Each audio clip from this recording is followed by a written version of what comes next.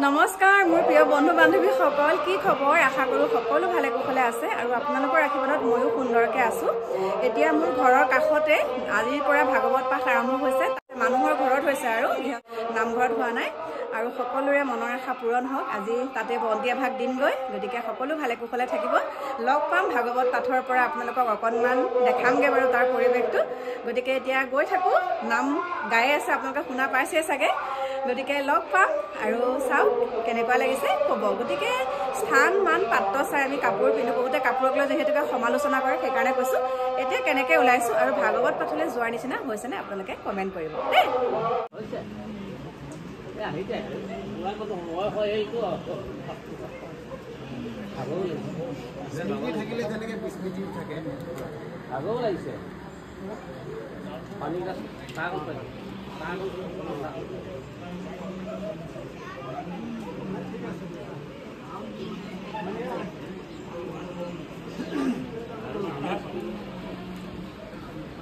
বন্ধু বান্ধৱীসকল আহি পেলাই পাই গ'লে এতিয়া ভাগৱত স্থলী আৰু এতিয়া এয়া চাওক আজি যিহেতুকে প্ৰথম দিন এয়া প্ৰসাদ বিতৰণ কৰিলে এইফালে চাওক অকণমান আপোনালোকক দেখা দিছোঁ ঘূৰাই পকাই চাওক আৰু এইফালে আমাৰ প্ৰসাদ চাওক আমাৰ ঘৰৰ যিহেতুকে মই অকলে আহিছোঁ এয়া ঘৰমুৰি পাত বুলি কয় দেই এয়া চাওক এয়া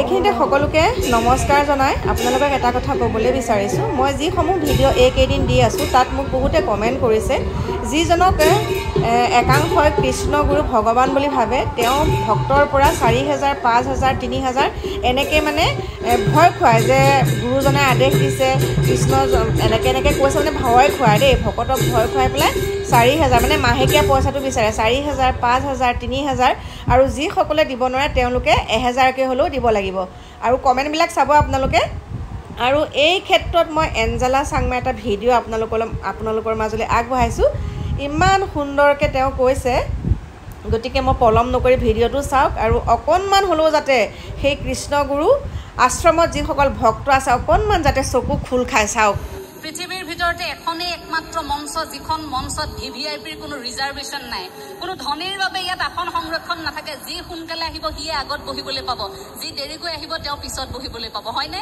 ঠেলি হেঁচি কোনোবা ডাঙৰ মানুহ আহিছে বুলি আগত বহিবলৈ দিয়ে নেকি নিদিয়ে আপোনালোকেও নিদিব কাৰণ এইখন আসন সকলোৰে বাবে সমান এই যে গুৰু আসন ভাগি সেই গুৰু আসন ভাগিত এটা বিশ্বাস আছে কিহৰ বিশ্বাস আধ্যাত্মিক বুলি ক'বলৈ যোৱাৰ লগে লগে আমাক একাংশই কয় যে অবৈজ্ঞানিক কিছু চিন্তাধাৰা নেকি বুলি ক'ব বিচাৰে গুৰুজনাৰ আদৰ্শ সম্পূৰ্ণ বৈজ্ঞানিক গুৰুজনাৰ আদৰ্শ এইবাবে বৈজ্ঞানিক চাব এই যে গুৰু আসন ভাগিলৈ আমি সকলোৱে চালো এই গুৰু আসন ভাগি এই যে 7 খলপীয়া 5 খলপীয়া গুৰু আসনৰ ভিতৰত কি থাকে আমি বিশ্বাস কৰো এক ঈশ্বৰবাদত কিন্তু তাৰ ভিতৰত কি থাকে এখন গ্ৰন্থ গুণমালা থাকে। এটা জাতিক এখন গ্ৰন্থই ধৰি ৰাখিছে, আপুনি ভাবি চাওক। তাৰ ভিতৰত বিশেষ একো নাই। এই গুৰু এখন ভাগিৰ ভিতৰত আমি যদি ভাবি থাকোঁ ঈশ্বৰ ওলাই আহিব, এতিয়া তাৰ পৰা সাক্ষাৎ ওলাই আহিব নেকি? নাহে। তাৰ ভিতৰত কি আছে? গুণমালা আছে। হাতী মাৰি ভৰুকাত ভৰোৱা। গুৰুজনাই সেয়া লিখি থৈ গ'ল যে গোটেই জাতিটো তথ্যভিত্তিকভাৱে সমৃদ্ধ হৈ থাকিব। তাত গ্ৰন্থ আছে। কীৰ্তনতে শংকৰ গুৰু, ঘোষাতে মাধৱ, দুয়োজনাই আমাৰ গুৰু পৰম বান্ধৱ। কীৰ্তনৰ মাজত গুৰুজন আমাৰ মাজত থাকিবই। নামঘোষাৰ মাজত মহাপুৰুষ শ্ৰী শ্ৰী মাধৱদেৱ আমাৰ মাজত থাকিবই। তাৰোপৰি যে এই গুণমালা আমাৰ মাজত যে দি থৈ গ'ল, এই গুণমালাখনক বিশ্বাস কৰি আমি সকলো এতিয়া বহি থকা নাই জানো? ভাগৱত ব্যাখ্যা কৰে আমি বহি থাকোঁ। কিহৰ আশাত, কিহৰ হেঁপাহত? কিবা পোৱাৰ কাৰণততো নহয়। কাৰণ গুৰুজনাই সেই এক ঈশ্বৰবাদৰ বিশ্বাসটোৰ কথা কৈছিল। আজি সাম্প্ৰতিক সময়ত আপোনাক বহুজনে আক্ৰমণ কৰিব পাৰে, কাৰণ প্ৰেক্ষাপটটো এনেকুৱা যে আজিৰ সময়ত ধামখুমীয়া কিহত আপোনালোকে নিশ্চয় মই নকলেও সেই কথাখিনি জানে। আপোনালোকে টেলিভিশ্যন খোলাৰ লগে লগে আপোনালোকে দেখিছে এইকেইটা দিন অসমৰ ৰাইজ ক'ত ব্যস্ত হৈ পৰিছে। আপোনালোকে দেখিছে, নতুনকৈ কোৱাৰ প্ৰয়োজন নাই। কিবা এটা ক'ব লগা আছিল, মাধৱ পুৰুষেতো লগে লগে গম পাই গৈছে, বোলে গুৰু আপুনি যি কথা ক'ম বুলি ভাবিছে সেই কথাটো মই কৰিব নোৱাৰোঁ, বাকী যি কথা আছে আপুনি ক'ব পাৰে।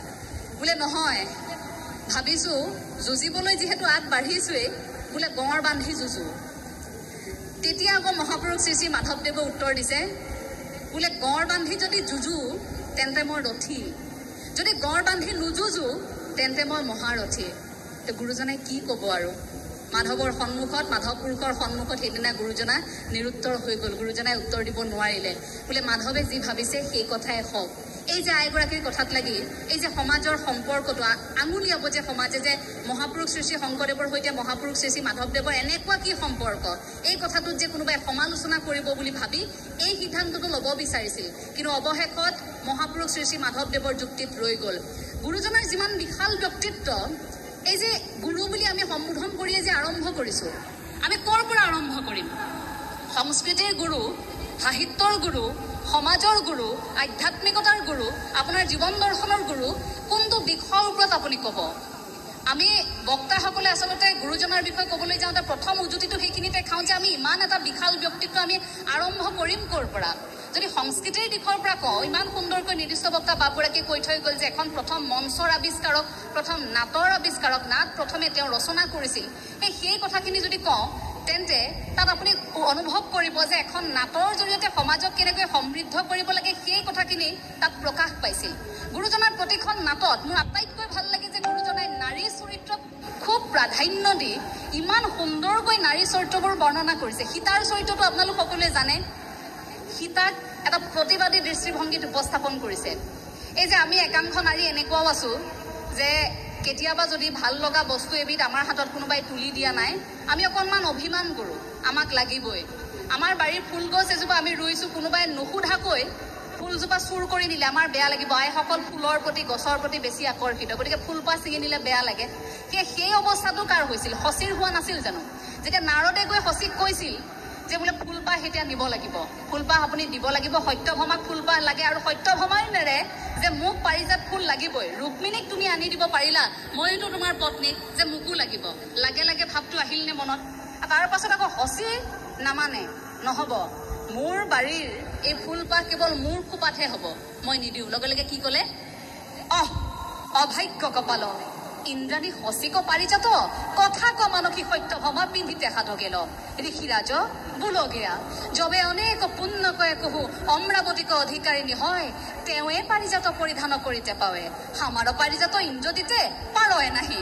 মানে আমাৰ পাৰিজাত ইন্দ্ৰদেৱৰ বাহিৰে আন কোনেও ল'ব নোৱাৰে। তুমি ক'লেই হ'ব নেকি? সত্যভামা মানুহে, মই স্বৰ্গত বাস কৰোঁ, গতিকে এই ফুলপাহ কেৱল মোৰ খোপাতেই থাকিব, সেইটো অহংভাৱ। সেই চৰিত্ৰটোৰ সমান্তৰালকৈ যদি আপুনি চাই, তাৰ এটা বিপৰীত চৰিত্ৰ আপুনি দেখিব ৰুক্মিণীৰ চৰিত্ৰটো। অৰ্থাৎ ৰুক্মিণীয়ে সকলোখিনি সহজে এৰি দিছিল। ঠিক আছে, প্ৰথম ফুলপাহ তুমি মোক আনি দিলা প্ৰভু স্বামী, তুমি মোক দিলা, মোৰ খোপাত উজলিল। তুমি দ্বিতীয় ফুলপাহ কাক দিছা তুমি দিব পাৰা, কথা নাই, দাবীও কৰা নাছিল। গতিকে সেই যে সহনশীলতা, গুৰুজনাই সেই নাৰী কেন্দ্ৰিক চৰিত্ৰবোৰ তেনেকৈ উপস্থাপন কৰি থৈ গৈছিল। সেই নাটবোৰৰ জৰিয়তে আমি জীৱন দৰ্শনৰ কথা শিকিব পাৰোঁ। কেৱল মাত্ৰ আমি এঘণ্টা আমি ভাওনা ভাগ চাইছোঁ, নাট ভাগ চাইছোঁ, তাতেই শেষ নহয়। এতিয়া সেই যিবোৰ অৱদান, সেইবোৰ আমাৰ বাস্তৱ জীৱনত কেনেকৈ আচলতে ঘটি আছে, এই কথাবোৰ আমি চাব লাগে।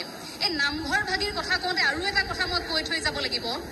আমাৰ নতুন প্ৰজন্মক লৈ এই কথাটো সকলোৱে কয় যে নতুন প্ৰজন্ম নামঘৰলৈ আহিব নিবিচাৰে, যে ল'ৰা ছোৱালী আজিকালি নামঘৰলৈ নাহে বুলি কয়। অন্ততঃ আপোনালোকৰ সন্তানক সেৱা বাহিনীলৈ এইবাবেই পঠিয়াব যে আপোনালোকৰ সন্তানে মানুহ চিনিবলৈ শিকিব, নিজকে মানুহ বুলি গঢ়িবলৈ শিকিব। কাৰণ এতিয়া যুঁজখন মানুহ হোৱাৰ।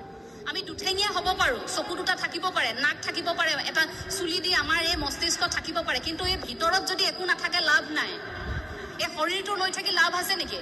যদি মোৰ মানৱ কৰ্মই মই নকৰোঁ, মই শিষ্টাচাৰেই যদি নাজানো, মই আজি খুব উচ্চ পদবীত আছোঁ কিন্তু মই মানুহক সন্মান কৰিবই নাজানো, মোৰ কিবা জীয়াই থাকি লাভ আছে নেকি? মানুহ হৈ কিবা লাভ আছে নেকি? মই আজি কোটি টকাৰ গৰাকী কিন্তু মই মানুহ নাই, মোৰ কাষত কোনো নাই, মোৰ লগত আত্মীয়, মোৰ পৰিয়ালৰ লোক কোনো নাই, মই অহংকাৰী। মই জীৱনটো জীয়াই থাকিব পাৰিমনে তেনেকৈ? নোৱাৰোঁ। মানুহ হ'ব লাগিব। আৰু সেই মানৱ ধৰ্ম শিকিবৰ বাবে অন্ততঃ আপোনালোকে সেৱা বাহিনীত আপোনালোকৰ সন্তানক পঠিয়াব। সেৱা বাহিনীৰ সেৱা কৰ্ম একদম সৰু সৰু, মই যদি সাধাৰণভাৱে বুজাওঁ, যিসকল ইয়াত সেৱা বাহিনীৰ প্ৰতি আগ্ৰহী সেৱক সেৱিকা আছে, এই যে আপোনালোকৰ আজি দায়িত্ব পৰিলে ধৰি লওক ভোজনালয়ত আপোনালোকে পাত পেলাব লাগে, সেইটো কিন্তু বেয়া কৰ্ম নহয় দেই। কাৰণ ভগৱান শ্ৰীকৃষ্ণই পাত পটোৱা পেলোৱা সেই দায়িত্বভাৰে লৈছিল। গতিকে সেই কৰ্মভাগ আজি আপোনাৰ ভাগত পৰিলে, সেৱা